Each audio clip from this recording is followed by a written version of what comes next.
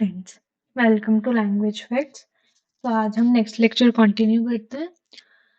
पिछले लेक्चर में हमने इंक्रीमेंट डिक्रीमेंट देखा था, कैसे हम प्री इंक्रीमेंट पोस्ट इंक्रीमेंट करते हैं या डिक्रीमेंट करते हैं। और आई होप आपने उसकी अच्छे से प्रैक्टिस भी कर ली होगी और आपको समझ आ गया होगा। आज हम देखेंगे कंडीशनल और टर्नरी ऑपरेटर। इसमें हम देखते हैं C programming conditional operator is also known as ternary operator. ठीक है, it takes 3 operands. इसमें 3 operands. हमने वो देखा था, यूनरी था, इंक्रीमेंट डिक्रीमेंट यूनरी ऑपरेटर था, एक ही ऑपरेंड की नीड थी। और जो हमारे अर्थमेटिक वगैरह थे वो सारे बाइनरी थे। ठीक है, conditional operator is close related with if else condition. ये अभी आपको समझ में आएगी, आगे मैं आपको लूप्स करवाऊंगी तो देन आपको समझ में आएगा कि इफ एल्स स्टेटमेंट्स क्या होती हैं या वो सब। इसका सिंटेक्स है, पहले हम कंडीशन डालते हैं, देन हम 2 एक्सप्रेशन डालते हैं। अगर ये कंडीशन ट्रू हुई तो एक्सप्रेशन 1 चलेगा, अगर फॉल्स हुई तो एक्सप्रेशन 2 चलेगा। जैसे कि if the condition is true then the expression 1 is executed, else expression 2 is executed. जैसे कि ये कंडीशन है, अगर ये ट्रू है तो एक्सप्रेशन 1 एग्जीक्यूट करेगा, अगर फॉल्स है तो एक्सप्रेशन 2। एग्जाम्पल हो गया is greater then 100, if yes तो आंसर क्या आएगा 0, इफ रॉन्ग तो आंसर क्या आएगा 1।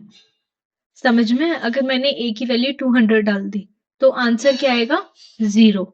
अगर ए की वैल्यू 10 है तो आंसर क्या आएगा 1। रिलेट कर पा रहे हो? समझ में आ रहा है कि अगर हमारी ट्रू हुई तो फर्स्ट वाली कंडीशन चलेगी, अगर फॉल्स हुआ तो सेकंड वाली। वो कंडीशन के ऊपर डिपेंड करेगा कौन सी चलनी है।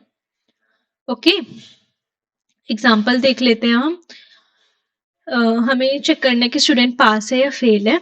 हमने मार्क्स एंटर करवाए, print F enter marks, scan F से हम लेते हैं इनपुट, ये हमने पढ़ा हुआ है। तो हमने मार्क्स एंटर करवाए, देन हमने डाला puts marks is greater than equal to 40। अगर जो हमने मार्क्स की वैल्यू एंटर करवाई है वो 40 से ज्यादा है तो क्या रिजल्ट आ जाएगा पास्ड, एल्स फेल्ड।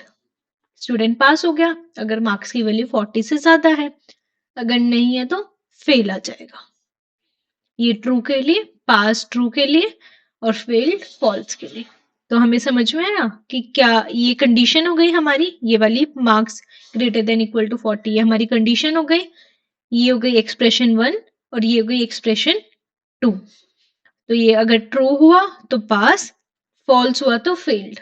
ये हमने जो मार्क्स इनपुट किए उससे हमें पता चलेगा कौन सा ट्रू होगा और कौन सा फॉल्स होगा। समझ में आया? यस, ऐसे ही है int n1 n2 n max। हमने क्या करवाया, मैक्स में क्या स्टोर करवा दिया, हमने ये कंडीशन डाल दी n1 is greater then n2।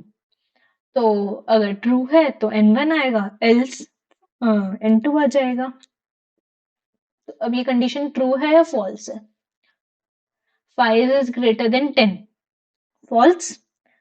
तो n2 प्रिंट होगा, तो largest number between is n2 में क्या वैल्यू है, मैक्स में क्या वैल्यू जाएगी n2, तो यहाँ n2 प्रिंट हो जाएगा। तो प्रैक्टिकल करके देखते हैं कैसे क्या है। लेट सपोज मैंने यहाँ ले लिया int a is equals to 100, comma b is equals to 200, comma c। मैंने ये ले लिया, c में मैंने कोई वैल्यू, इसकी वैल्यू स्टोर करा दी, like if a is greater than b then question mark, अगर यस तो a नहीं तो b। ठीक है, और प्रिंट एफ में करवा देती हूँ, print F largest number is %d और देन मैं लगा देती हूँ कोमा c सेमीकोलन। रन करा के देखते हैं। Largest number is 200। हम यहाँ अगर 500 ले लें, हमारी कंडीशन फिर चेंज। तो ये समझ में आया कि हाँ, अगर ट्रू है तो ए चल रहा है, फॉल्स है तो बी चल रहा है। ये चीज समझ में आ रही है? ठीक है। इसके ऊपर और जो भी क्वेश्चंस हैं प्रैक्टिस करना। जो समझ में ना आए वो कमेंट कर देना। कोई डाउट्स हैं तो कमेंट कर देना। नेक्स्ट लेक्चर में हम बिटवाइज ऑपरेटर करेंगे। आज के लिए इतना ही रखते हैं। इस वीडियो को देखने के लिए धन्यवाद। इस चैनल को सब्सक्राइब करने वालों का आभार।